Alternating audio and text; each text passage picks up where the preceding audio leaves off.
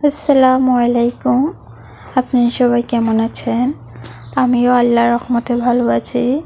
আমার ভিডিওটি কাছে কিংবা দূরে, দেশ কিংবা দেশের বাইরে যারা দেখছেন তাদেরকে অসংখ্য ধন্যবাদ। এদিকে হাঁসগুলা ছাড়লাম, ছাড়ার পর দৌড়ে পুকুরেতে নেমে গেল।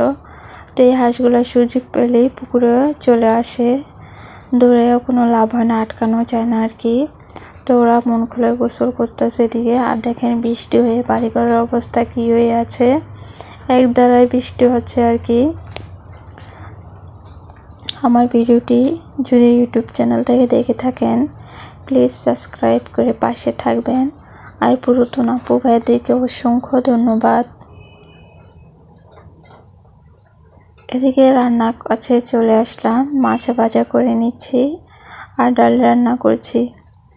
মাছ তরকারি রান্না করলে শিফা মা ওরকম পছন্দ করে খায় না, যেহেতু মাছ ভাজাটাই বেশি পছন্দ করে, তার জন্য মাছটাই ভাজা করে নিলাম। আমিও খেতে পারবো, ও খেতে পারবে। আজকের ভিডিও কেমন লেগেছে আপনারা সবাই কমেন্টের মাধ্যমে জানাবেন। আজকের ভিডিও এই পর্যন্তই। আল্লাহ হাফিজ।